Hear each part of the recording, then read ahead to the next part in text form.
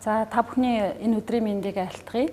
Энэ удаагийнхаа ярилцлагаар бид нар хууль тогтоомжийн тухай хуулийн хэрэгжилтийн асуудлаар бас үргэлжлүүлэн ярилцах боллоо. Өмнөх дугааруудаар бид нар яаралтай горин болоод олон нийтийн хилцүүлгийн асуудлаар ярилцсан бол энэ удаагийнхаа дугаараар бид нар хууль тогтоомжийн төсөлд хүний эрхийн нөлөөллийн үнэлгээ хийх тухай асуудлаар ярилцах гэж байна.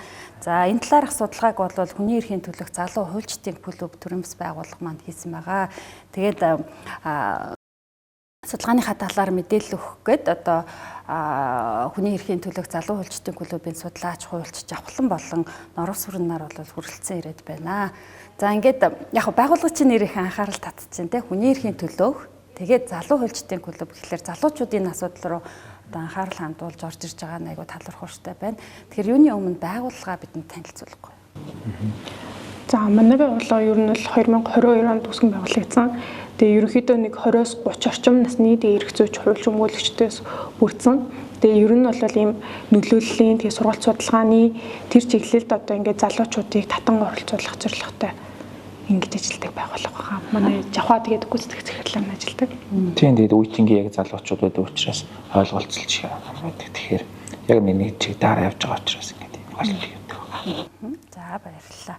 За аливаа хууль тогтоомжийн үндсэн зорилго бол хүний эрхийг хангах Монгол улсын үндсэн хууль болоод олон улсын нэгдэн орсон гэрээ хэлэлцээрээр баталгаажсан хүний үндсэн эрхийг хангах тухай баталгаа бүртгүүлэх юм зорилготой.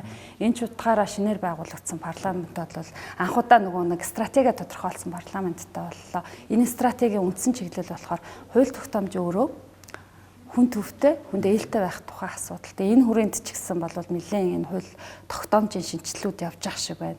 За энэ дотор бол хууль тогтоомжийн тухай хуулийн нэмэлт өөрчлөлтийн асуудал бол одоо яригадаад өргөн мэдээлэлтэд ингээд явж байгаа.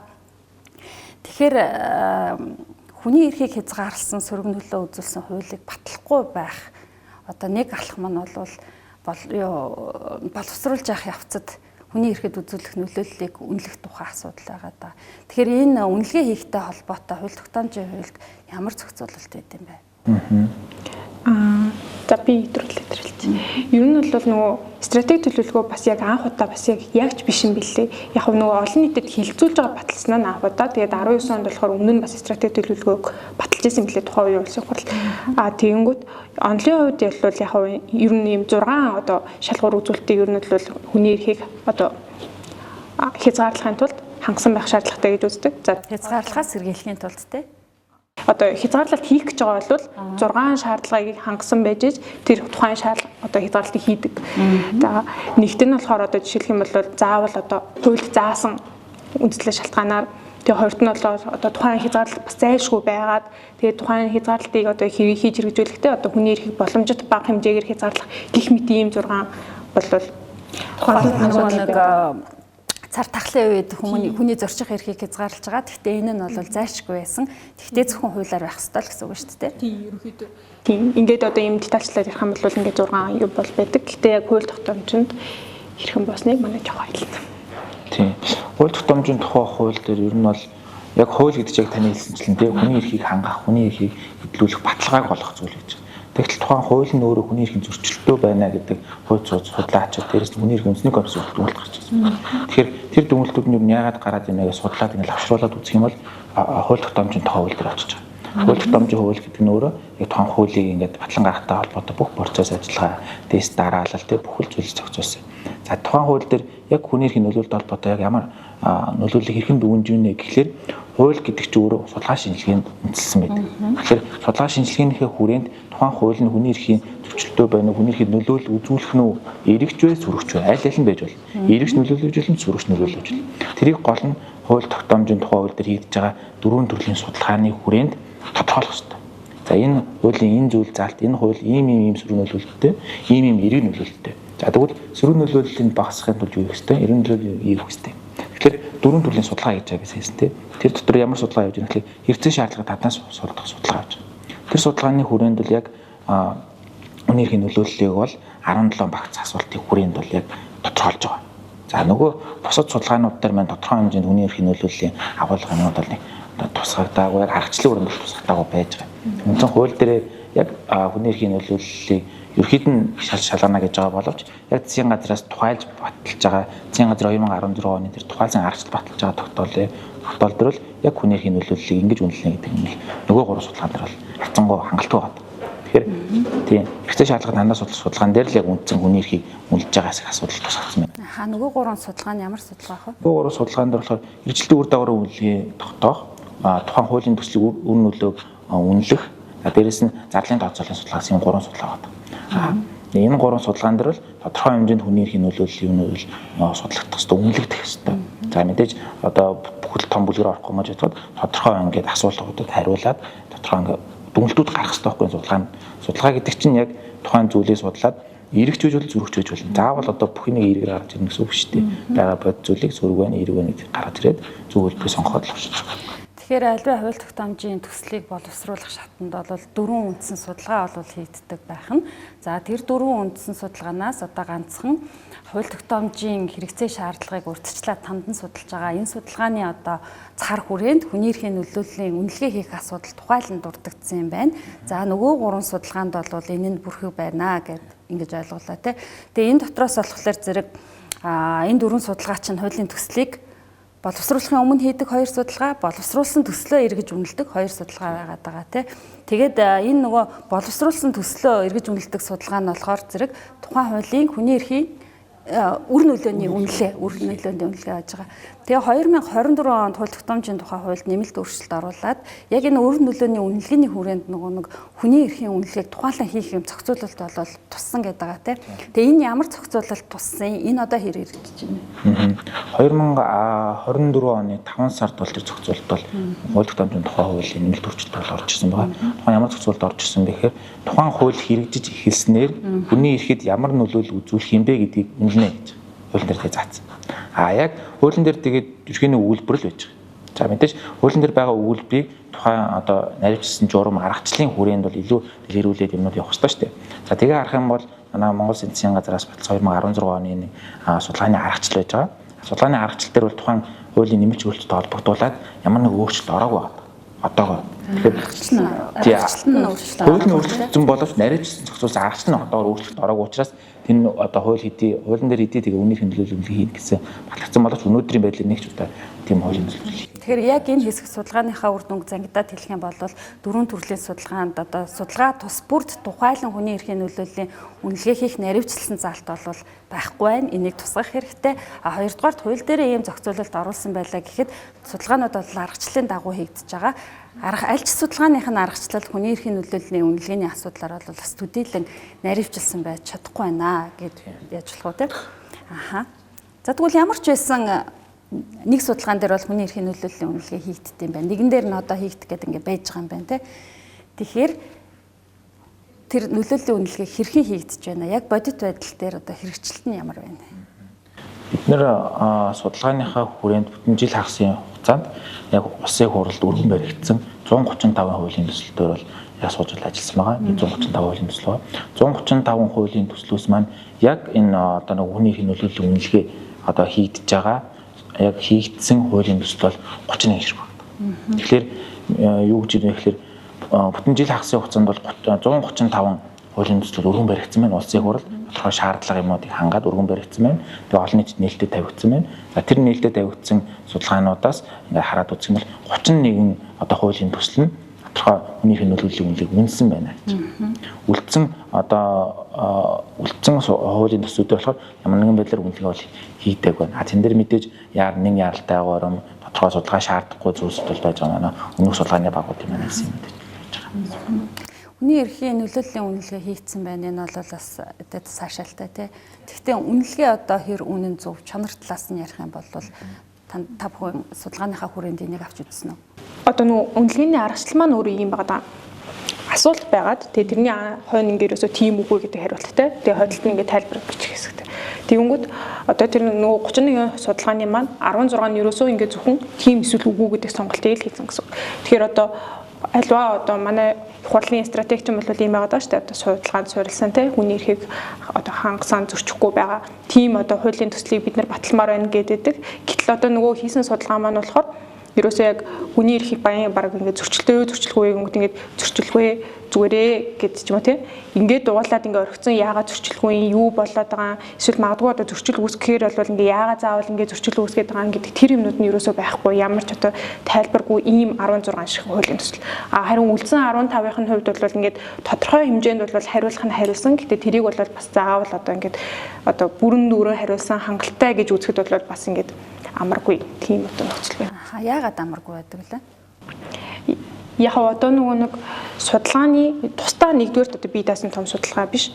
Одоо нэг судалгааны ингээд нэг жижигхэн хэсэг болчиход байгаа байхгүй. Хүний эрхийн үнэлгээ маань тэгэнгүүт тэрийг одоо заавал ингээд бас ингээд бүгднгийн одоо детальчилж одоо ингээд хариулах тийм шаардлага тавигддаггүй болохоор ингээд ерөөсөө бүгэлснөө бүгэлсэн тэгээ болцсон гэдэг ийм одоо хэлбэрийн төдийл хийгдээд байгаа болчиход байгаа.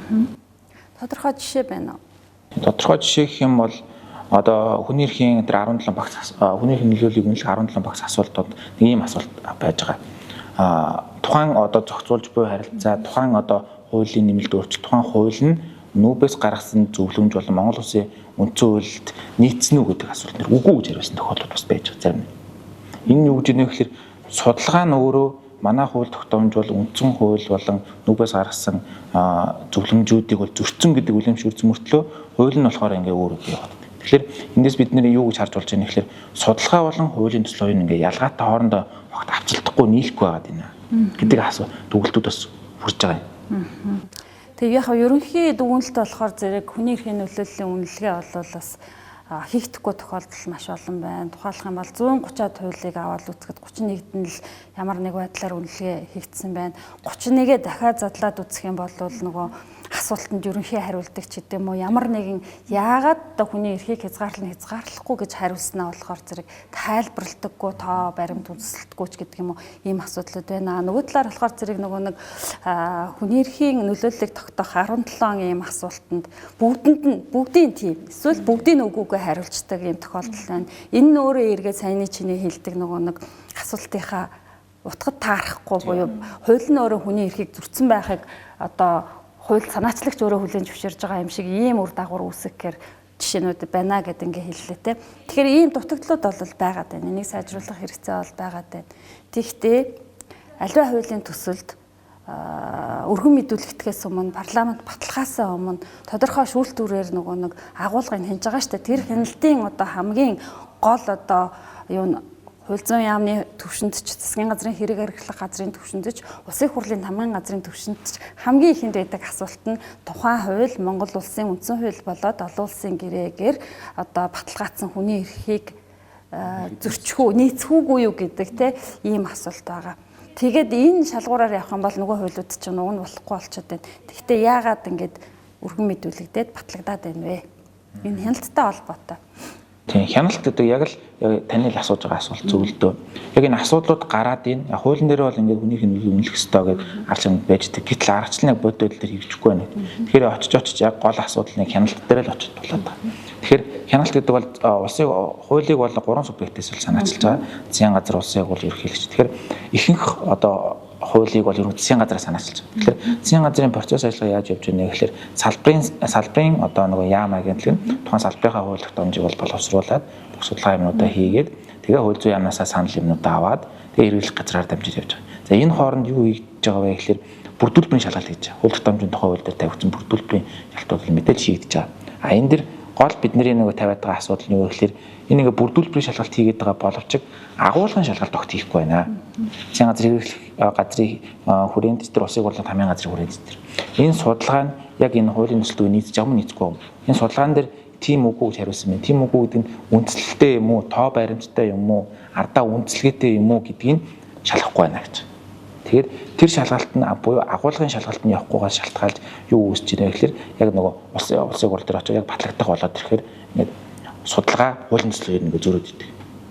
Эсвэл хуулийн төсөл ингээд явж байгаа дундаа тодорхой ингээд өөрчлөлтүүд оронгууд л яадаг гэхээр судалгааны өөрчлөлт ордоггүй. Анхныхаа хуулийн төслөөр 30 хуулийн төсөл дээр судалгааны явуулдаг. Тэгэхээр энэ хоёрын хооронд ингээд нийлэхгүй байна гэж байна. Тэгэхээр энэ бол хяналтруул яхаарахгүй очиж хяналтруулж байгаа. Ер нь бүрдүүлбэрийн хяналт гэхэлэр зэрэг хуулийн төсөлтөд судалгаа хийгээд тайлангаа авсрахсан уу юу гэдгийг л үзээд байгаа болохоос биш тэр судалгаа зохих ёсоор хийгдсэн үү чанартай юу гэдэг дээр бол одоо хяналт түн шинжилгээ дутж байна гэж ойлгож байна. Тийм, хуулийн төслийн цаасныхын хуудсыг л тоолоод юм гэсэн үг байхгүй юу? Тэрнээс цаасан дээр юу гэж бичсэнийг огт харахгүй байна, шалахгүй байна гэсэн үг байхгүй юу? Хуудсыг л тоолоо. За тэгэхэд бүрдүүлбэрээ бол сайн хандсан байж тээ. Тэгтэл та нарын судалгаагаар 130-аад судалгаа нь юунаас хуулиас 31 дээр нь л энэ үнэлгээ хийгдсэн байна гэдэг. Тэгэхээр зэрэг энэ бүр үнэлгээгүй хуулиуд бас батлагдсан байх магадлалтай болчиход байгаа юм тий. Энэ тал дээр танаас судалгаа юу гэж үзсэн бэ? Яг одоо ингэж байгаа хууль тогтоомжийн хуулиар би өмнөөс 4 судалгаа хийгдэж байгаа. Тэрний 2 нь болохоор ингээ хууль батлагдахаас өмнө хийгдэж байгаа. Одоо суурь судалгаа нэгдэж байгаа. Тэгэхээр суурь судалгааны хүрээнд хүний хөндлөлөг үнэлэг бол хийх шаардлагатай дандаа судалгаа. Гэтэл яаж юм бэ гэхээр зарим нэг тохиолдолд дандаа судалгаа хийж байгаа боловч аргачлалын дагуу хийхгүй тохиолдол гарч байгаа юм. Аргачлалын дагуу хийхгүйгээс болж юу үүсэж ийн вэ гэхээр хүний эрхийн нөлөөллийн үнэлгээ нь огтор 17 асуултанд байхгүй тохиолдол гарч байгаа. Ямар ч хүний эрхийн талаар нэг ч үг өгүүлбэр байхгүй, хүний эрхийг одоо нөлөөлөхгүй, зөрчөөгүй гэдэг нэг ч үг өгүүлбэр байхгүй, дүгнэлт байхгүй тийм судалгааны төрөл явж байгаа байхгүй. Тэгэхээр энэ бас анхаарах шаардлагатай гэж санагдав. Огт цайлгүй судалгаанууд ингээд байгаа шүү дээ. Тийм. Тэр нь нэг ойролцоогоор 6 орчим байсан баг шүү. Тэгээ огт одоо тайлангүй судалгаанууд бас тодорхой хэмжээнд одоо байгаад байгаа. Яагаад одоо бид нар тэрийг одоо бидний яг ажиллаж байгаа бид нар ч хараад бас үнэлэнгээ судлаач л байгаа шүү дээ. Тэгээ бидний яг ажиллаж байгаа цар хүрээ нь өөрөө юу вэ гэхээр яг улсын хурал буюу парламентаас яг албан ёсоор үйл ажиллагааг нь одоо хариуцдаг нэг 2 төрлийн хууль тогтоомжийн төсөлтэй холбоотой, хууль тогтоомжтой холбоотой 2 төрлийн цахим сайт байж байгаа. Цахим эксруулж байж байгаа гэсэн үг байна. Тийм тэр нь болохоор Ла форум зөв парламент цэгийн ди парламент цэгийн 2 сайт. Тэгэхээр энэ 2 одоо сайт болон цахим платформоор дамжиж одоо олон нийт буюу иргэд одоо хөндлөмж судалгааны байгууллага одоо манайх чинь одоо бүх дата мэдээлэл эндээс авч шүүгдэж байгаа байхгүй.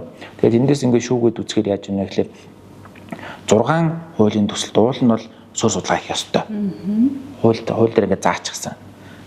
Тэгтэл тэр 6 хуулийн төсөл дээр яаж юм бэ гэхээр суурь судалгаанууд хийгдээгүй буюу тухайн одоо цахим сайтн дээр байршаа гэж. Тэгэхээр бид нар тэрийг юу гэж үзэж байна гэхээр хийгдэггүйгээ шууд дүгнж бол бас чадахгүй байна. Яг тэгэхээр манай өмнөх судалгааны багийнхнаас хэлжсэн илтод нээлттэй байдал дээрэс нь захимжуулаад ингээд нээлт платформ дээр тавьж байгаа нь өөрөө хангалтгүй байн огт шинжлэгдэхгүй тодорхой шинжилт орохгүй байгаагаас шалтгаалаад тодорхой асуудлууд үүсэж байгаа. Тэгэхээр судалгааны нөгөө үр дүнг нэгтгээ хэлэх юм бол ер нь нөгөө хүний эрхийн нөлөөллийг үнэлэх энэ зохицуулалт хууль тогтоомжийн хувьд бас бүрэн биш байна. Хангалттай засвардаггүй байна. Байгаа зохицуулалт нь бас хангалттай хэрэгжихгүй байна л гэсэн ийм ерөнхий дүр зураг харагдчихж штэ. Тэгэхээр энэ байдлыг засаж залруулахын тулд та бүхэн судалгаагаараа ямар зөвлөмж өгж байгаа вэ? Яагаад тэгэхээр одоо бол нөгөө хууль тогтоомжийн хуулийн шинжилэл яг яригадаад парламентээр хэлэлцгийг бид нар хүлээгээ сууж штэ. Тэгэхээр ямар зөвлөмж өгж байгаа вэ? Ерөнхийдөө нэг 4-5 гол зөвлөмж байгаа. За тэн дээр ямар зөвлөмжүүд байна вэ гэхлээр одоогийн хууль тогтоомжийн хуульд бол тодорхой агуулгад бол тусгацсан. Ер нь бол бас дайггүй хуулийн зүйл залттай байхгүй. За гол асуудал нь хаана байгаад байна гэхлээр засгийн газар тэр хуулийн зүйл залтыг наривчилж аргачлал батлахдаа аргачлал өөр хангалттай байна гэж. Манай судалгааны дүгнэлт бол тийш очиж. Аргачлал нь их хангалттай байна. Аргачлалаа сайжруулах хэрэгцээ шаардлага байна. Хууль нь ингээд өөрчлөгдөж байгаа бол хуультайгаа давхцаад аргачлалнаас ингээд сайжирч идэг ингээд явж идэг баймаар. Тэгэхгүй 2016 онд батлагдсан аргачлал өнөөдөр хүртэл ямар нэг өөрчлөлт ороогүйгээр ингээд хэрэгж 9 жил хэрэгж явж байгаа. Тэр хооронд бол хууль тогтоомжийн хувьд бол 10-аад нэмэлт өөрчлөлт орсон байгаа агуулгын шинжтэй, зарчмын шинжтэй. Тэгтэл тэр зарчмын шинжтэй өөрчлөлт төр нийцүүлээд аргачлалын өөрчлөлтүүд явахгүй, аргачлалын хойно оцроод хууль нь урдаа төрөл яваад. Тэгэхээр эхний ээлжинд бол бид нар аргачлалаа сайжруулах хэрэгтэй байна гэдэг үлдсэн үг зөвлөмжийг бол харж байгаа. Дараагийн ээлжийн зөвлөмж нь юу гэхээр хууль тогтоомжийн төсөл боловсруулах гэсэн дараа үр нөлөөний үнэлгээний судалгаа гэдэг судалгаа хийж байгаа. Тэр судалгаа бол хамгийн чухал судалгаа байна.